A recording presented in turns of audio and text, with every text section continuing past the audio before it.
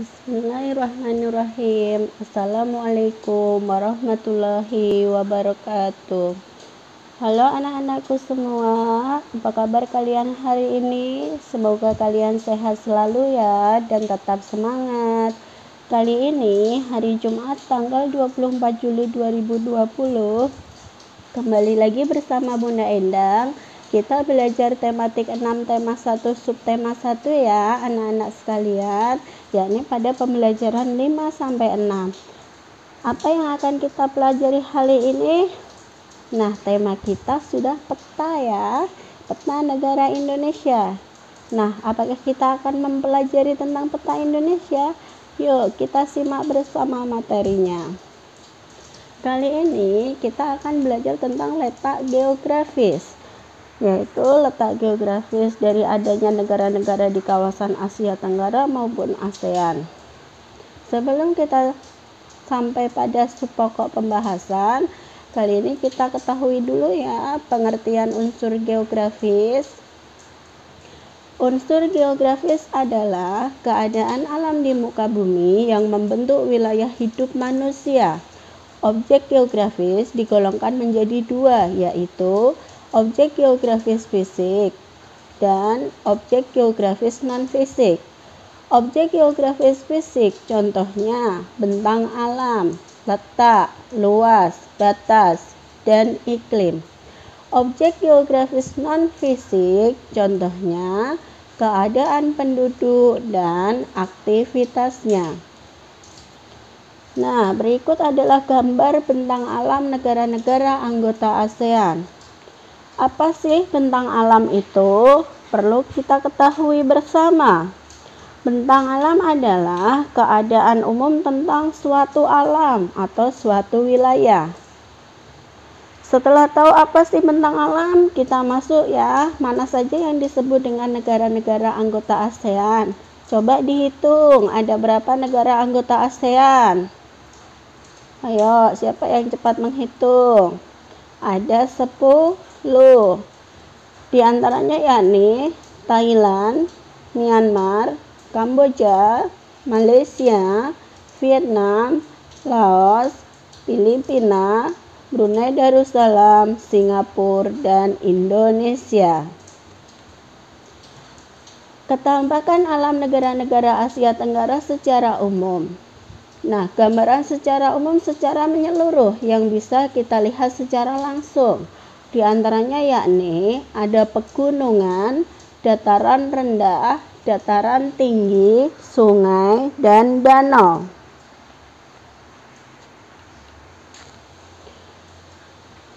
Kita pahami letak, luas, dan batas. Bagaimana letak, luas, dan batas secara astronomis negara Asia Tenggara? Letak astronomis Asia Tenggara adalah 28 derajat lintang utara sampai 11 derajat lintang selatan dan 92 derajat bujur timur sampai 141 derajat bujur timur. Letak geografis Asia Tenggara berada di antara 3 perairan, yaitu Samudra Hindia dan Teluk Benggala di bagian barat, Laut Cina Selatan di utara, Samudra Pasifik di bagian timur. Luas wilayah Asia Tenggara beserta wilayah perairannya mencapai kurang lebih 4.511.167 km. Keadaan iklim Asia Tenggara. Untuk mengetahui keadaan iklim di Asia Tenggara, perlu kita ketahui, negara kita termasuk kawasan Asia Tenggara bukan? Termasuk dong, kan kita anak Indonesia ya, tadi sudah Bunda sebutkan. Nah, di sini kita akan tahu iklim apa sih yang ada di Indonesia. Yuk kita simak bersama. Sebagian besar wilayah Asia Tenggara beriklim tropis dan hanya sebagian saja yang beriklim subtropis, yaitu Myanmar bagian utara, karena secara astronomis terletak antara 290 derajat lintang utara sampai 110 derajat lintang selatan. ciri-ciri iklim tropis Asia Tenggara itu apa saja sih? Nah, ciri iklim tropis di Asia Tenggara ada dua. Yang pertama, curah hujan tinggi karena pengaruh adanya angin muson barat. Yang kedua, suhu udara panas karena berada di dekat garis ekuator. Nah, ini adalah gambaran keadaan bumi kita yang berkaitan dengan iklim dan tata letak suatu wilayah atau negara. Kita termasuk iklim tropis ya, jadi hampir mendekati khatulistiwa.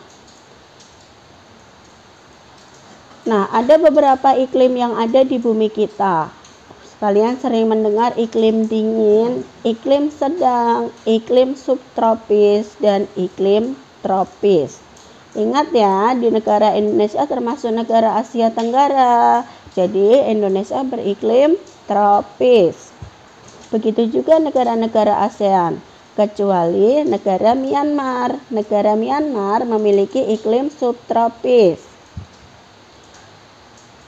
Berikutnya, iklim fisik di kawasan Asia Tenggara. Sudah dijelaskan ya pada materi sebelumnya, iklim fisik di kawasan Asia Tenggara ada 3. Iklim laut, iklim gunung, dan iklim dataran rendah. Iklim laut yaitu iklim yang dipengaruhi oleh angin laut. Iklim gunung yaitu iklim yang dipengaruhi oleh adanya gunung-gunung tinggi. Iklim dataran rendah yaitu iklim yang dipengaruhi oleh adanya dataran rendah yang terbesar di kawasan Asia Tenggara. Berikutnya yang akan kita bahas adalah sumber daya alam di kawasan Asia Tenggara, teman-teman. Sumber daya alamnya dapat digolongkan sebagai berikut. Bisa berupa tanah, hutan atau flora dan fauna, perairan, dan tambang. Pertama yang kita bahas adalah tanah. Tanah di Asia Tenggara dibagi menjadi 2, yaitu tanah vulkanik dan tanah aluvial. Apa sih tanah vulkanik itu? Tanah vulkanik biasa kalian kenal, kalian pernah mendengar gunung berapi ya. Jadi tanah vulkanik ini tanah yang berasal dari gunung berapi.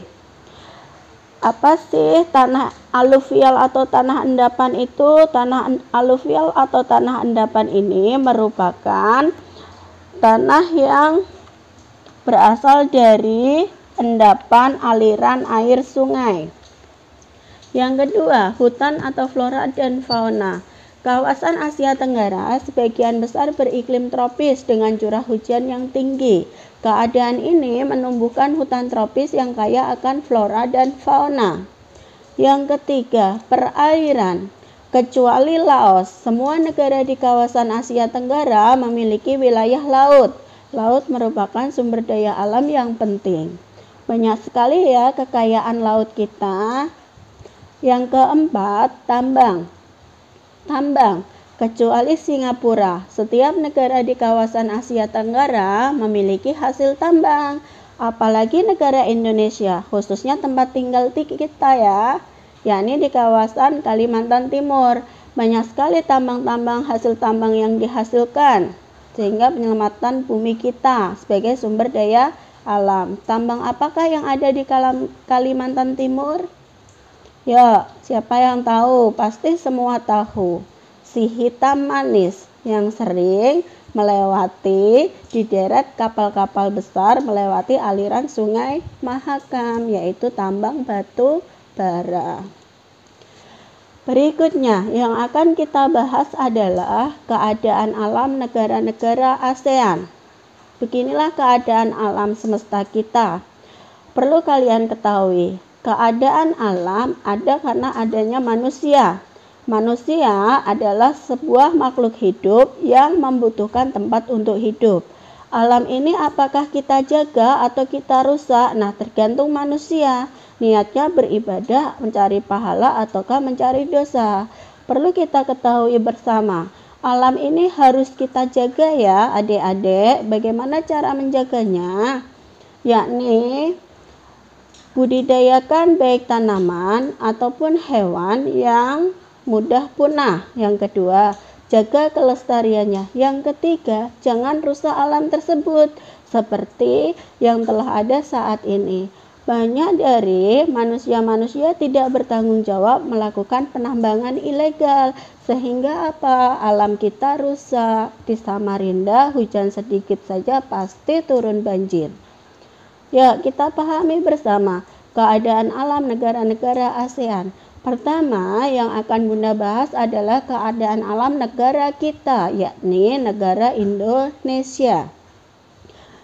Indonesia merupakan negara kepulauan yang merupakan pertemuan dua samudra besar, Samudra Pasifik dan Samudra Hindia, dan diapit daratan luas yaitu benua Asia dan benua Australia. Hal itu berpengaruh terhadap kondisi alam sehingga yang pertama, wilayah Indonesia beriklim laut. Yang kedua, Indonesia memiliki iklim musim. Nah, ada berapa musim yang ada di Indonesia? Coba tebak. Yang kedua, keadaan alam Malaysia. Malaysia adalah negara dengan luas 329.847 km persegi. Di sebelah utara berbatasan dengan Laut Cina Selatan dan Thailand. Di sebelah barat dengan Selat Malaka. Di sebelah timur dengan Indonesia dan Laut Sulu. Dan di sebelah selatan berbatasan dengan Singapura dan Indonesia. Di perbatasan antara Malaysia dan Thailand sampai ke negara bagian Malaka terbentang pegunungan Titiwangsa ini.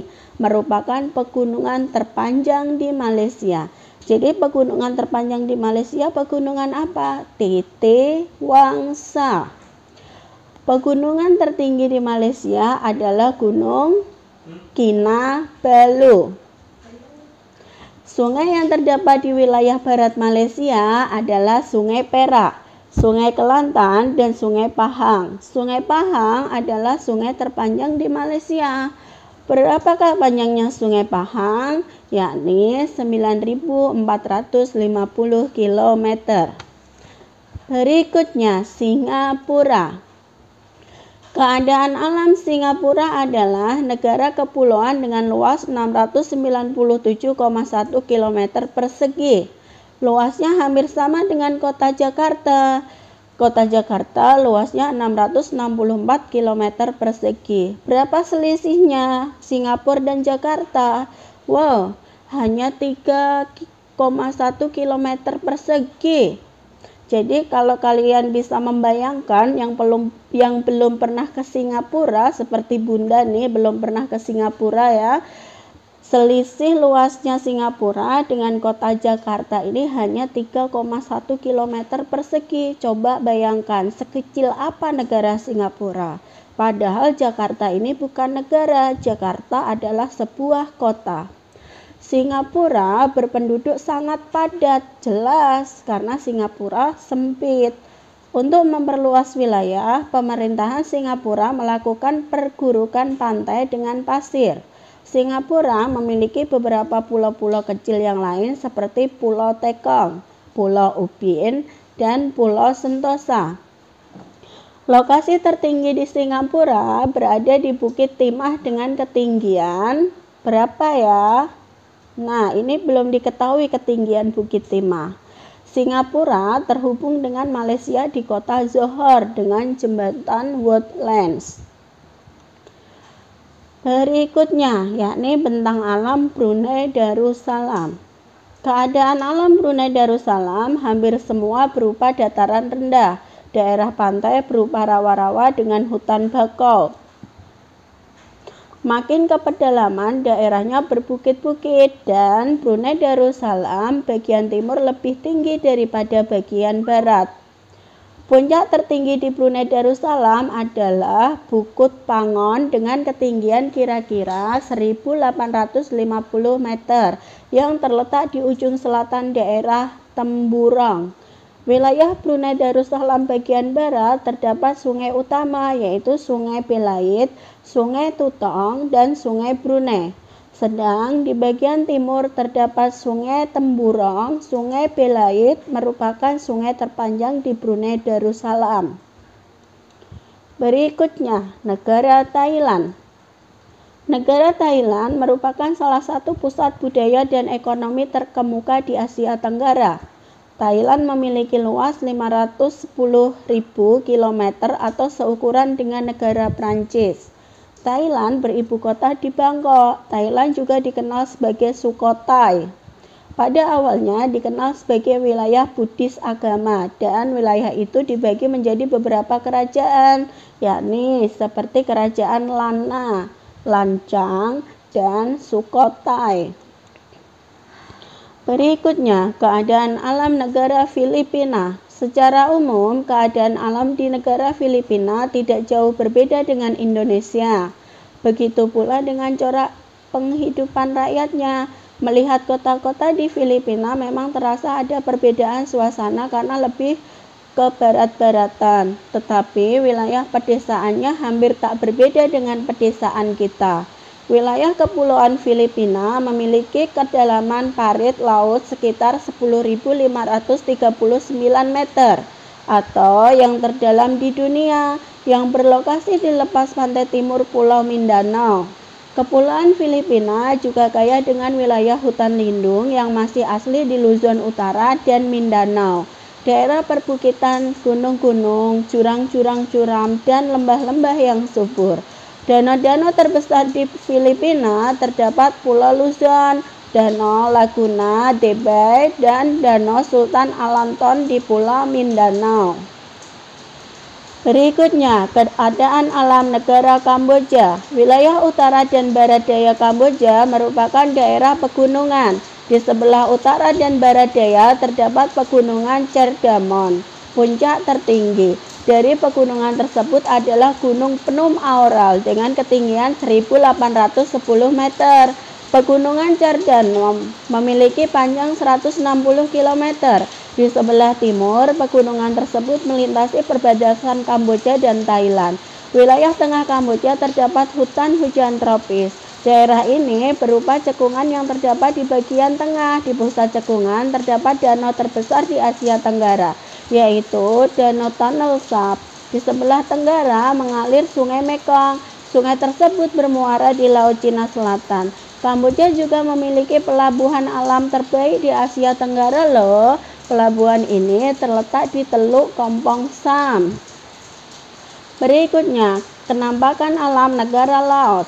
Laos adalah negara yang terhimpit oleh daratan di Asia Tenggara dan diselimuti hutan lebat yang kebanyakan bergunung-gunung, di mana salah satunya yang tertinggi adalah Pho Bia dengan ketinggian 2.817 meter dari permukaan laut. Laos juga memiliki beberapa dataran rendah dan dataran tinggi. Sungai Mekong membentuk sebagian besar dari perbatasannya dengan Thailand, sementara rangkaian pegunungan dari rantai Annam membentuk sebagian besar perbatasan timurnya dengan Vietnam.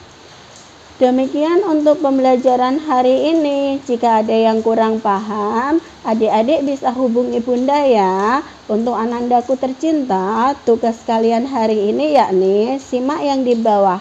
Bunda bacakan ya.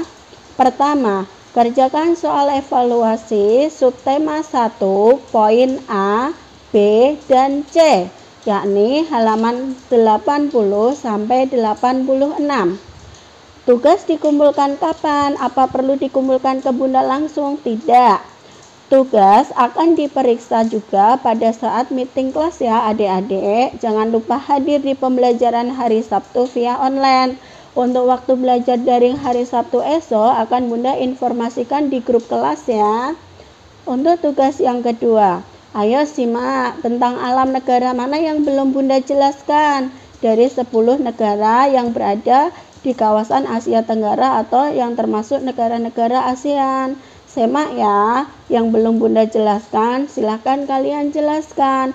Untuk penjelasan negara yang belum ada pada penjelasan di atas, tugasnya dikumpul pukul 22 WITA hari ini juga. Terima kasih.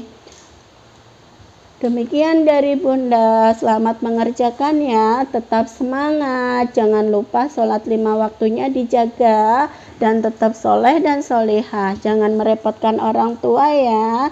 Bunda harap anak-anak kelas 6A bisa hidup mandiri. Wassalamualaikum warahmatullahi wabarakatuh. Terima kasih.